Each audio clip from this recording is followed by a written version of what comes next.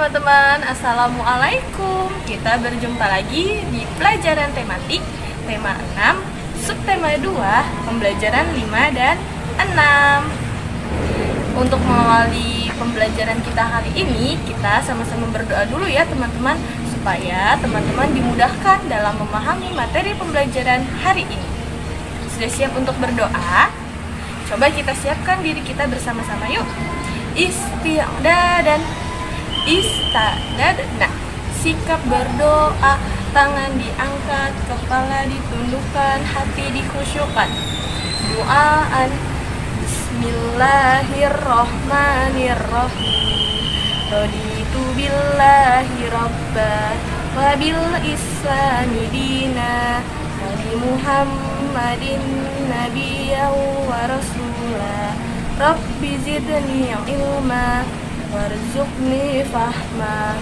Allahumma anfa'ni bima 'allamtani wa alimni ma yanfa'uni wa zidni ilma. Amin. Selamat menyimak pembelajaran berikut teman-teman. Nah teman-teman, sekarang kita akan belajar mengenal tata tertib. Setiap tempat memiliki tata tertib yang wajib kita patuhi. Kali ini kita akan belajar tata tertib di sekolah. Tata tertib dibuat supaya tempat tersebut tetap aman dan nyaman.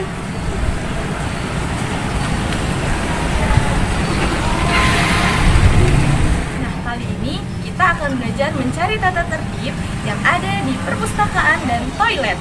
Kita belajarnya akan dibantu dengan petunjuk teman-teman. Petunjuknya berupa gulungan kertas berwarna kuning seperti ini. Yuk kita cari petunjuk-petunjuknya.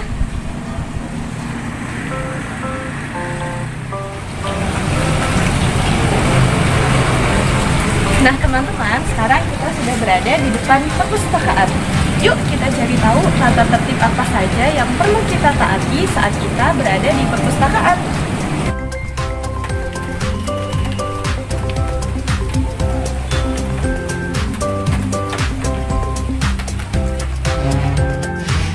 Assalamualaikum. Jangan lupa ucapkan salam ketika kita masuk ke dalam ruangan.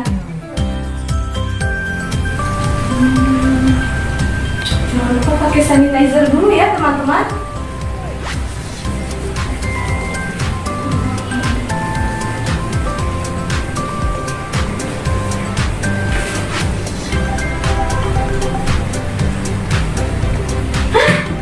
Ada teman-teman. Teman-teman, kita ketemu satu petunjuk. Coba kita buka yuk petunjuknya.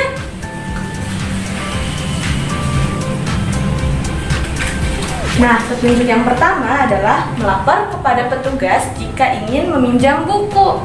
Ini salah satu tata tertib ketika kita berada di perpustakaan.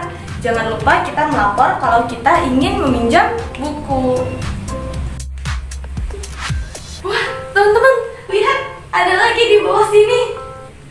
Coba ya, Ibu ambil. Kita lihat ya. Petunjuk yang kedua adalah tidak membuang sampah sembarangan. Nah, pas banget nih di sini ada yang habis membuang sampah sembarangan. Sebaiknya kita ambil sampahnya, lalu kita buang ke tempat sampah.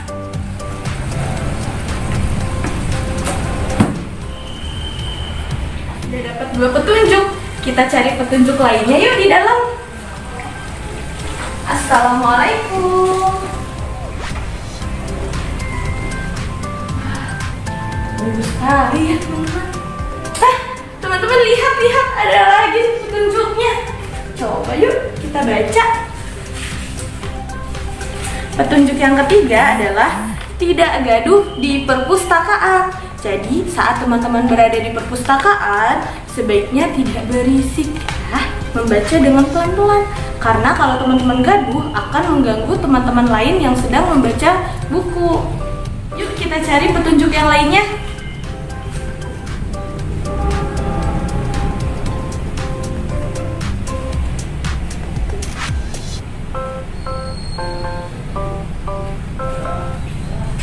Mana ya?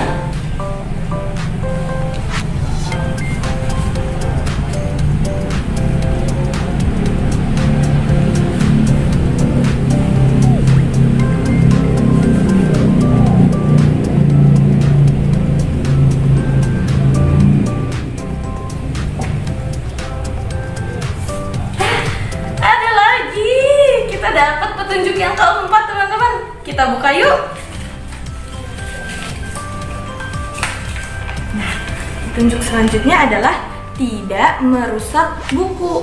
Jadi, buku yang kita pinjam wajib kita jaga, ataupun buku yang sedang kita baca di perpustakaan juga wajib kita baca. Tidak boleh merusaknya, teman-teman. Nah, teman-teman, selain petunjuk-petunjuk yang tadi sudah kita temukan, ada lagi beberapa tata tertib yang wajib teman-teman patuhi ketika berada di perpustakaan. Di antaranya adalah teman-teman wajib mengembalikan buku tepat waktu kalau teman-teman meminjam buku di perpustakaan ya. Dan selanjutnya teman-teman juga wajib mengantri ketika ingin meminjam buku. Tidak boleh saling berebutan karena bisa merusak buku tersebut. Semoga bisa teman-teman laksanakan ketika teman-teman sudah masuk ke sekolah nanti ya.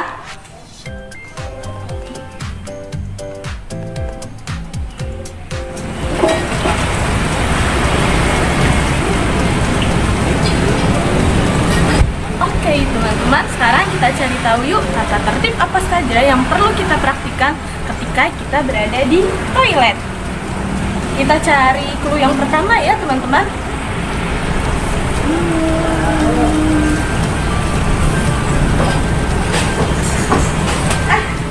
Ada satu, kita ketemu. Kita buka yuk.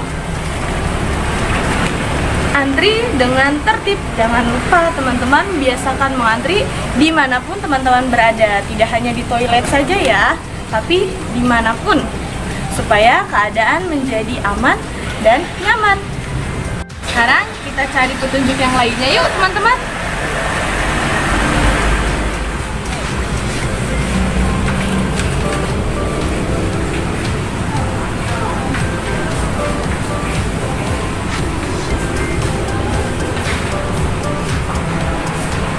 Wow, ada lagi. Kita buka lagi yuk. Nah, selanjutnya menyiram toilet setelah digunakan. Jangan lupa nih teman-teman, setelah BAK atau BAB disiram lagi toiletnya supaya toiletnya bersih kembali dan tidak ada kuman. Jangan lupa kita cuci tangan setelah dari toilet ya teman-teman. Teman-teman, ternyata masih ada satu lagi. Coba kita lihat.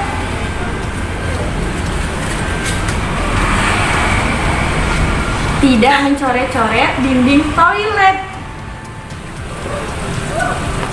Tidak hanya dinding toilet ya teman-teman, tapi dinding yang lain juga. Dinding tempat umum atau dinding rumah kita sendiri pun tidak boleh dicoret-coret untuk menjaga keindahan dan kebersihan dinding.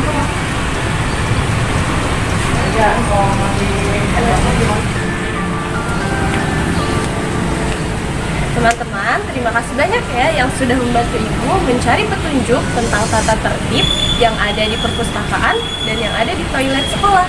Teman-teman setelah ini bisa juga mencari tahu tata tertib lain yang ada di lingkungan sekolah juga loh teman-teman, seperti yang ada di kelas atau di lapangan. Selamat mencoba ya teman-teman. Dilanjutkan ya teman-teman di pembelajaran Bahasa Indonesia bersama Bu Nila. Tujuan pembelajaran hari ini adalah tentang aturan penggunaan huruf besar. Sebelum kita bahas, teman-teman, ayo simak percakapan antara Deli dan Edo berikut ini ya. Edo, mengapa kamu mencoret-coret dinding? Aku ingin menggambar hewan, Deli. Kalau kamu suka menggambar, berlatihlah menggambar di buku gambar, Edo. Menggambar di dinding lebih seru, Deli. Itu tidak boleh, Edo. Dindingnya nanti jadi kotor. Kamu melanggar tata tertib di sekolah. Kamu benar, Deli. Aku menyesal telah menyoret-coret dinding. Tidak apa-apa, Edo. Jangan diulangi lagi ya.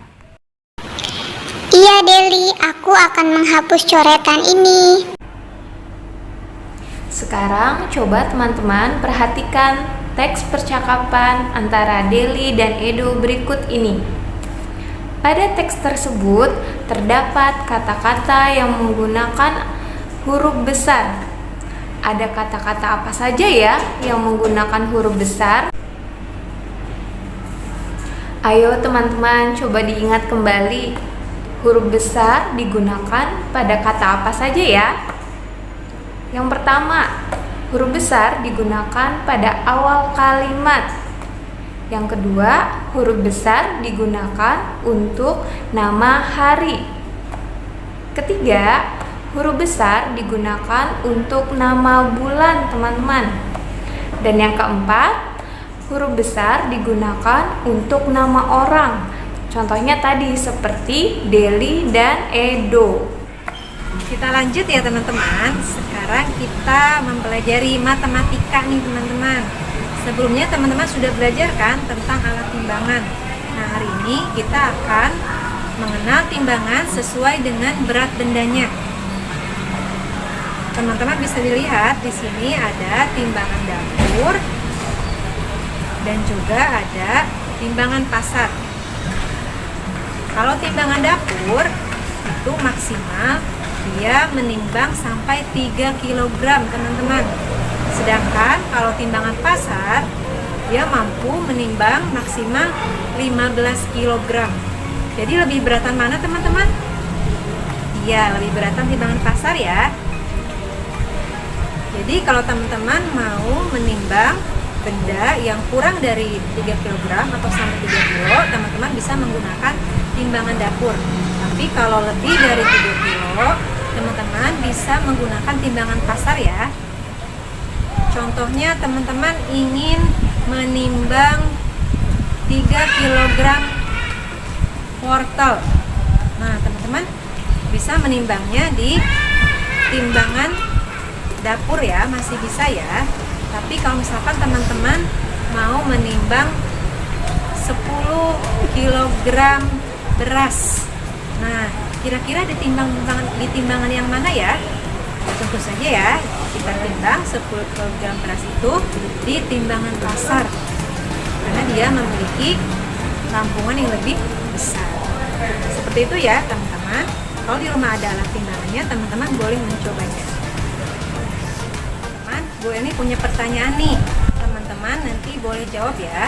Bu ini akan menyebutkan benda-benda dan beratnya. Nanti teman-teman jawab apakah benda itu sebaiknya ditimbang di timbangan pasar ataukah di timbangan dapur.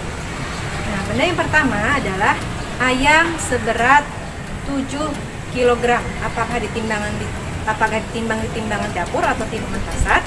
Dan yang kedua adalah buah apel seberat 1 kg. Dan yang terakhir adalah biskuit seberat 50 gram.